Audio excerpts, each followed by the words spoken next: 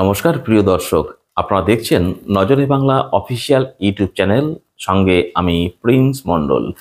প্রিয় দর্শক, আমার এই পর্বে বিশেষ একটি প্রতিবেদন নিয়ে আপনাদের সামনে হাজির হলাম।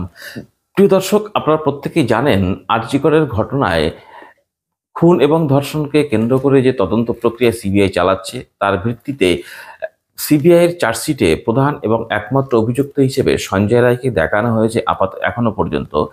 তার ভিত্তিতে বিচার প্রক্রিয়া শুরু হয়েছে। আপনারা জানেন ধারাবাহিকভাবে শুনানি চলছে, প্রতিদিন কারো না কারোর সাক্ষ্য গ্রহণ চলছে আদালতে। সেইভাবে ধারাবাহিকভাবে সঞ্জয়কেও আদালতে নিয়ে আসা হচ্ছে। এর আগে সঞ্জয় রায় একবার বলেছিল তার ডিপার্টমেন্ট তাকে ফাঁসাচ্ছে, এবং প্রথম দিনের শুনানিতে আদালত থেকে বেরিয়ে সঞ্জয় রায় প্রিজন ভ্যানে উঠে চিৎকার করে বলেছিল সে নির্দোষ, তাকে ফাঁসানো হয়েছে, এবং কারা তাকে ফাঁসিয়েছে নাম বলতে গিয়ে যদি আমার শুনতে ভুল না হয়ে থাকে, তখন সে বলেছিল তাকে কলকাতা পুলিশের প্রাক্তন পুলিশ কমিশনার বিনীত গোয়েলের নাম সে উল্লেখ করে। সেই বিষয় নিয়ে বিস্তর আলোচনা হয়। পুলিশ এবং সরকার দুপক্ষকেই প্রবল সমালোচনার মুখে পড়তে হয় রাজনৈতিক মহল এবং রাজনৈতিক বিশেষজ্ঞদের মধ্যে।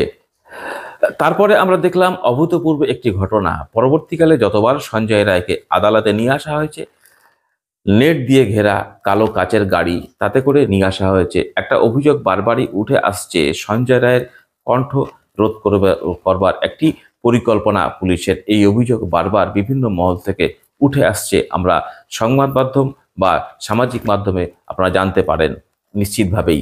এই ঘটনা ধারাবাহিকভাবে ঘটছে, কিন্তু আজকে আমরা দেখলাম আশ্চর্যজনকভাবে একটি অভূতপূর্ব ঘটনা, একটি বিরল ঘটনা বলা যেতে পারে। সেটা হচ্ছে আজকে সঞ্জয় রায়কে যখন কোর্টে হাজির করা হয়, তখন যখন তাকে কোর্টে নামানো বা তাকে বের করা কোনো একটা সময়, সেই সময় যাতে করে সঞ্জয় রায়ের কণ্ঠস্বর সংবাদ মাধ্যমের বুম পর্যন্ত না পৌঁছায়, অথবা ক্যামেরাবন্দি করা না যায় সঞ্জয় কি বলতে চায়, সেই লক্ষ্যেই গাড়ির ছাদ চাপড়ানো হয় খুব জোরে জোরে শব্দ করে, এবং দেখা গেছে এই কাজে লিপ্ত পুলিশের একটা অংশ, এবং সেই সঙ্গে গাড়ির হর্ন বাজানো হয় উচ্চস্বরে। এটা অভিযোগ উঠছে যে সঞ্জয় রায়ের কণ্ঠ রোধ করার একটা পরিকল্পনা। এক্ষেত্রে আমরা যদি মিল খুঁজতে চাই, আমরা আরও একটা বিষয়ের সঙ্গে মিল খুঁজে পাবো যদি আমরা একটু চেষ্টা খুঁজে দেখি বা পুরোনো দিনে আমরা ফিরে যাই। সেই সারদা মামলায় অভিযুক্ত ছিল বর্তমান তৃণমূলের রাজ্যের সাধারণ সম্পাদক কুণাল ঘোষ। তিনিও আদালত থেকে বেরিয়ে বা ঢোকার সময় কিছু বলতে চাইলেই ঠিক সেইভাবেই প্রিজন ভ্যান খুব জোরে চাপড়ানো হতো। অভিযোগ উঠেছিল সেই সময় কুণাল ঘোষের কণ্ঠস্বর রোধ করার একটা পরিকল্পনা, সেটা আমরা এক্ষেত্রে দেখতে পেলাম। তাহলে সত্যিই কি এই সঞ্জয় রায়ের কণ্ঠরোধের কোনো পরিকল্পনা আছে পুলিশের? এই প্রশ্নটা কিন্তু উঠে আসছে। যদি সঞ্জয় রায়ের কণ্ঠরোধের কোনো পরিকল্পনা, কোনো প্রচেষ্টা পুলিশের পক্ষ থেকে থেকে থাকে, তাহলে পুলিশের কিসের এত দায় ওর কণ্ঠ রোধ করবার? যদি এটা সঠিক হয়ে থাকে যে কণ্ঠ রোধ করবার পরিকল্পনা, তাহলে কেন পুলিশের কিসের এত দায়? সরকার কিসের এত দায়? এই বিষয় নিয়ে যে প্রশ্ন, সেই কিছু প্রশ্ন আমরা করেছিলাম শিক্ষা ব্যবস্থার সঙ্গে যুক্ত অধ্যাপক ঝন্টু বড়াইকের কাছে। আমরা প্রশ্নগুলো রেখেছিলাম। কুণাল ঘোষের সময় আমরা দেখেছিলাম প্রিজন ভ্যান চাপড়াতে, এক্ষেত্রে সঞ্জয় রায়ের ক্ষেত্রেও দেখলাম প্রিজন ভ্যান চাপড়াতে। যদি সঞ্জয় রায় এবং কুণাল ঘোষের কণ্ঠ রোধ করবার কোনো পরিকল্পনা পুলিশের থেকে থাকে, তাহলে কেন এমন ঘটনা? এই বিষয়ে প্রশ্ন করা হলে কি বললেন প্রফেসর ঝন্টু বড়াইক? আসুন আমরা তার বক্তব্যটা মনোযোগ সহকারে শুনি। প্রতিবেদনটি স্কিপ না করে পুরো শুনবেন এবং নিশ্চিতভাবেই আপনারা আপনাদের মতামত কমেন্ট বক্সে জানাবেন। নমস্কার স্যার। নমস্কার। বলছি স্যার, আর.জি. কর কাণ্ডে যে শুনানি শুরু হয়েছে, সেই শুরুর পরে প্রথম দিন আদালতে থেকে বেরিয়ে সঞ্জয় রায় চিৎকার করে বলেছিল তাকে ফাঁসানো হয়েছে, এবং বিনীত গোয়েল এবং ডিসি স্পেশালের নাম তিনি করেছিলেন। তারপর থেকে দেখলাম কাচের গাড়ি করে সঞ্জয়কে নিয়ে আসছে, কালো কাচে ঘেরা গাড়ি। কিন্তু আজকে আশ্চর্যজনক ভাবে দেখলাম সঞ্জয় রায়ের গাড়িটি যখন ঢুকলো আদালতের মুখে, মানে খুব জোরে জোরেই যে পুলিশ ভ্যান তার গাড়ি চাপড়ানো হচ্ছিল যাতে করে সঞ্জয় রায়ের কথা শোনা না যায়। কিন্তু আমার প্রশ্ন হলো স্যার, এই যে কেন সরকারের বা পুলিশের কিসের এত তাগিদ যে তারা সঞ্জয় রায়ের কণ্ঠ কি রোধ করতে চাইছে? আর যদি কণ্ঠ রোধ করতে হয় তাহলে পুলিশের কেন এত তাগিদ? কিসের সমস্যা হতে পারে পুলিশের যদি সঞ্জয় রায় কিছু বলে ফেলে? এই একটা প্রশ্ন। আর একটা প্রশ্ন, এটা আমরা আগেও দেখেছিলাম, কুণাল ঘোষকে যখন নিয়ে যাওয়া হচ্ছিল, কুণাল ঘোষ যখন চিৎকার করে কিছু বলতে চাইতো, তখনও কুণাল ঘোষের ওই সময় প্রিজন ভ্যান বাজানো হতো। সরকারের বা পুলিশ প্রশাসনের এই দায়টা কেন, স্যার, কি বলবেন? আমি প্রথমেই বলি, দেখুন যে প্রাইম অ্যাকিউজ তো এই মুহূর্তে সঞ্জয় রায়। একদম। আপনি স্টেট গভর্নমেন্ট বলুন বা সিবিআই বলুন, স্টেট পুলিশ, আপনি প্রেক্ষাপটটা যদি আপাতত ধরে নিই যে ধৃত সিভিক ভলেন্টিয়ার মিডিয়ার সামনে বিভ্রান্ত করতে চাইছে, যে কোনো যারা অভিযুক্ত তারা এই ধরনের স্বভাবের হয়, ক্রিমিনাল সাইকোলজি তাই বলে। তারপরও বেশ কিছু প্রশ্ন দাঁড়িয়ে থাকে। প্রথম কথা, আপনি যেটা বললেন যে পুলিশের কি, তারা একজন অভিযুক্ত এই মুহূর্তে এগুলো কথা বলছে, পুলিশের কি তা থাকবে? পুলিশ ছেড়ে দিক জনগণের কাছে, তদন্তের উপরে ভরসা থাকুক পুলিশের, তা নয় কেন?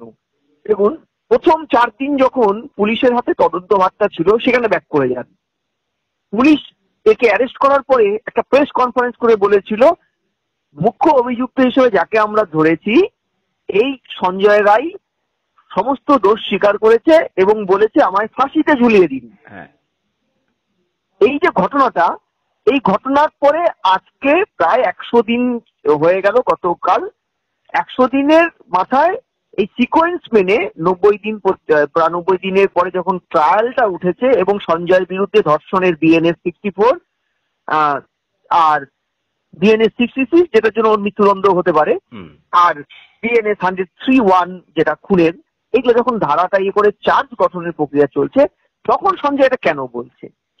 দেখুন, আমি পরিষ্কার বলি যে বিজ্ঞানের ছাত্র, ক্রিমিনাল সাইকোলজি না জানি, বিজ্ঞানটা বুঝি, যে একটা 31 বছরের সমস্ত মহিলাকে একা সঞ্জয় রায়ের মতন একজন মধ্য মাতাল, ওর যা বডির দেখুন, ফিজিকিউটা দেখেন, ও কন্ট্রোল, ওকে এইভাবে ভয়ানক ভাবে নৃশংসের সাথে মারতে পারে না। এটা ভারত কেন, সারা পৃথিবীতে এই ঘটনাটা নিয়ে সবাই একই কথা বলছে, রাজ্যের মুখ্যমন্ত্রীও এটা আশঙ্কা প্রকাশ করেছেন। তাহলে প্রশ্নটা হচ্ছে, ধৃত সঞ্জয় রায় যদি একা না থেকে থাকে, বাকি কারা? এটা ফার্স্ট কোশ্চেন। দ্বিতীয় প্রশ্নটা হচ্ছে, সঞ্জয় রায় কিন্তু বারবার বলছে বহু বচনে, দেখুন ও বলছে সরকার, আপনি বললেন সরকার একটা লোক হতে পারে না, অনেকে হতে পারে, অনেক লোক সরকারে থাকে, সরকারের মুখ্যমন্ত্রী সরকারের মাথা, তাহলে কি ও সরকারের বড় মাথাদের ইঙ্গিত করছে? দ্বিতীয়, ও বলছে ডিপার্টমেন্ট, প্রথম দিন বলেছিল ডিপার্টমেন্টে বিনীত গোয়েলও আছেন। তাহলে প্রশ্নটা হচ্ছে যে এইবার ঘটনার দিন 14 ঘন্টা পরে পুলিশ এফআইআর করেছিল, আপনি খেয়াল করুন, 14 ঘন্টা পরে, যে তৎকাল সুপ্রিম কোর্টের মাননীয় বিচারপতিকে বলতে হয়েছে 30 বছরের ইতিহাসে আমি এগুলো দেখিনি। কেন? পুলিশের কি ইন্টারেস্ট একটা সামান্য সিভিক ভলেন্টিয়ার বাঁচানো? এটা হতে পারে না। দ্বিতীয়, আপনি দেখুন, মুখ্যমন্ত্রী বারবার বলেছে আপনি দুটো সিপির সাথে কথা বলেছি। কি কথা বলেছে? আজও কি তার মোবাইল সিজ করে সিপির সাথে কি কথা হলো, যে সিপি নিজে বলছেন যে যা হয়েছে আমার নির্দেশে হয়েছে। 14 ঘন্টা পরে এফআইআর হয়েছে, 9:30টায় বডি পাওয়ার পরেও 11:15টায় তাদের এফআইআর করতে হলো কেন? আজ অব্দি এই প্রশ্নটার উত্তর কিন্তু সিবিআইও বিনীত গোয়েলকে কাস্টডি নিয়ে জিজ্ঞাসা করেনি। আরেকটা সবচেয়ে বড় দেখুন, পুলিশের কেন আমরা বলছি যে আমাদের সঞ্জয় রায়ের কথাগুলো আমাদের কেন মনে হচ্ছে যেন কিছুটা হলেও সত্যি, যে ধনঞ্জয়ের একটা কেস আমরা দেখেছিলাম, আমরা জানি সেই সময় ধনঞ্জয়কে কি কায়দায় ফাঁসানো হয়েছিল। আমরা কুণাল ঘোষের দেখেছিলাম, কুণাল ঘোষ যে কথাগুলো বলেছে আজ অব্দি কুণাল ঘোষ সেই কথাগুলো উইথড্র করেনি। ইভেন তার যে বন্দির ডায়েরি, সেখানে পাতায় পাতায় তিনি লিখেছেন মমতা ব্যানার্জি 26 দিন অনশন করেছিল খাওয়া দাওয়া করে, তাই তার ওজন বেড়ে গেছে, আইসক্রিম চকলেট খেয়েছিল। আজও কি আপনার খেয়াল পড়ে যে কুণাল বাবু উইথড্র করেছে, কথাটা মিথ্যে, আমি মিথ্যে কথা বলেছি বলেনি। তৃতীয় আপনি খেয়াল করে দেখুন যে সিটি সেন্ট্রাল ইন্দিরা বন্দ্যোপাধ্যায়, কি ভয়ানক ঘটনা, একটা ফটো দেখাচ্ছেন ওই ক্রাইম সিনের, যেখানে লাল জামা পরা একজন লোককে ডাক্তার, জুনিয়র ডাক্তাররা এবং বেঙ্গল মেডিকেল অ্যাসোসিয়েশন থেকে ক্লেম বলা হচ্ছে যে ইনি হচ্ছেন অভিজ্ঞ, কিন্তু বারবার পুলিশ স্টেটমেন্ট দিয়ে বলেছে ওটা তাদের ফিঙ্গারপ্রিন্ট এক্সপার্ট, আনিসুর রহমান, কিন্তু পরে প্রমাণ হলো তৃণমূল যখন অভিজ্ঞকে ক্রাইম সিনে লাল জামা পরে থাকার অপরাধে সাসপেন্ড করলো। খেয়াল করুন, পুলিশ কিন্তু এখনো তাদের ভুলটা স্বীকার করেনি। চতুর্থ, ক্রপ করা হয়েছিল ছবিটা, যার একটা ছোট্ট হাতের অংশ বিরূপাক্ষদের ওখানে রয়ে গেছিল, সেটা প্রমাণিত হয়েছিল যে পুলিশ ছবিটাকেও বিকৃত করেছিল।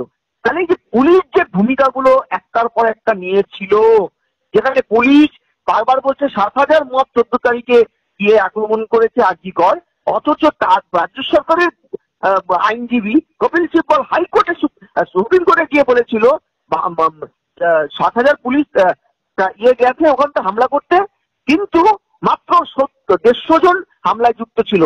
জিজ্ঞাসা করেছে কতজন তাহলে হামলা করেছে, বলছে 70 জন। তা 70 জন হামলা করেছে, তাকে ঠেকাতে কত পুলিশ ওখানে ছিল ডেপ্লয়? 150।